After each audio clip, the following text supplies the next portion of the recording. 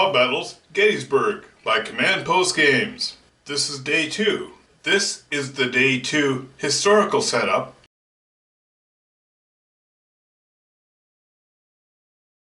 And this is how Turn 1 starts out on my Day 2.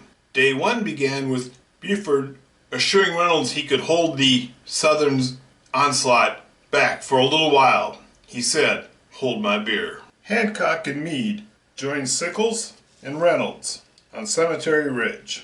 Hancock's 2nd Corps files up the Taneytown Road and begins deploying. Pleasanton brings cavalry around to the Union right.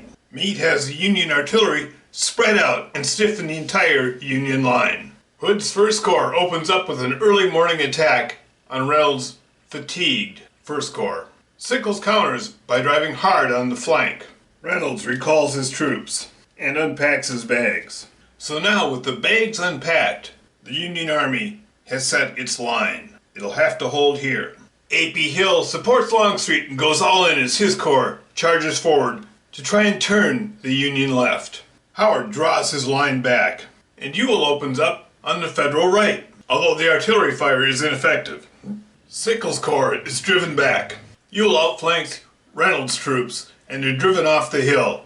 As they fall back with the artillery, they run into even more artillery as it was coming up. Meade moves some artillery on to Devil's Den. The artillery on the Union right does some damage on the Confederate line. Last turn, I forgot to bring on Sykes' corps, so here they are now. They came up, they immediately deployed on the Union right. And then amongst all the confusion here, Hancock is trying to build a line. Meade believes he has the right stabilized and sends word to Pleasanton to swing back around on the left and offer any assistance he can. Sykes' 5th Corps contacts the Confederate lines and begins rolling back the Confederate left. With the bags unpacked, Reynolds begins rebuilding his corps, but he can't protect the bags. Sickles' 3rd Corps falls back on the supply line, hoping to rebuild its strength. Over here on the Confederate left, Ewell rebuilds his line and anchors it on the extreme left side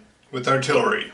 A.P. Hill contacts the Union bags. The Union was not able to put together an adequate defense. Interestingly, at this point, the Confederates haven't destroyed any Union units. On the other hand, they have two units destroyed.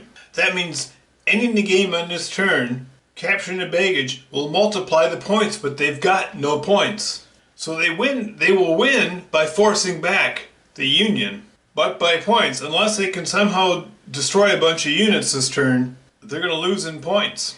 But you know, that's okay. I don't want to be held. The point of pub battles isn't to hold you to these these are great markers to use. But look at the battle from a historical perspective. They met at Gettysburg, they fought, and the South overwhelmed the Union line and they were forced to pull back, which is what happens when you capture the baggage. Their line has collapsed. So at this point, I call this a major Confederate victory in the sense that they have, without lots of casualties on their side, Lee has driven back the Northern Army. But let's finish this turn and see how it goes. And here we have another strange arrangement, which I know there's no rule for. Here you have 3 units. The bags don't count as they're just out of there, but you essentially have 3 units contacted by 1 unit. What's going to happen here is this center unit will center this unit on the bags. That's what they're after. And it won't matter, and we'll just attack one of these. They do 1 wound there. This is just a detachment. It'll be eliminated. And we're going to move these back as though they were forced back in combat, pushing back part of 2nd Corps. Also in pub battles, it helps to just use your judgment a lot of times. There's not a million rules for every possible combat situation. You look at that. Freshly recovering troops are hit from the side by another division. What happens? They run away. You roll the combat, but they lost the combat. And so they get out of it. They were off balance. For me, this is a good simulation. This is how I would simulate it. Maybe you would do differently. Hayes is driven back, but another Confederate casualty has been taken. Alright, at this point, game is over. Again, the whole center, Union Center, is retreating in mass. This has collapsed. The North has inflicted 10 points of damage. So the North has 10 victory points, the South has 1. South victory points are tripled from 1 to 3. 3 is still considerably less than 10. So by losses, just by straight points, this is a Union victory. But it's not a Union victory because their bags are captured, they've been forced to pull back. And if you were logically to follow up, what would you think would happen? Here you've got an essentially fresh and eager Southern Army moving forward on a broken Northern Army. They have not 50% losses, but half their units are spent. They don't have time to recover.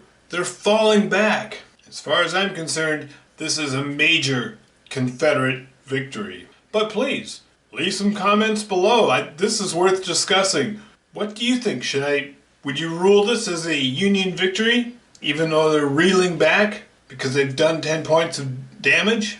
Let us all retire to our virtual pub and discuss the outcome here.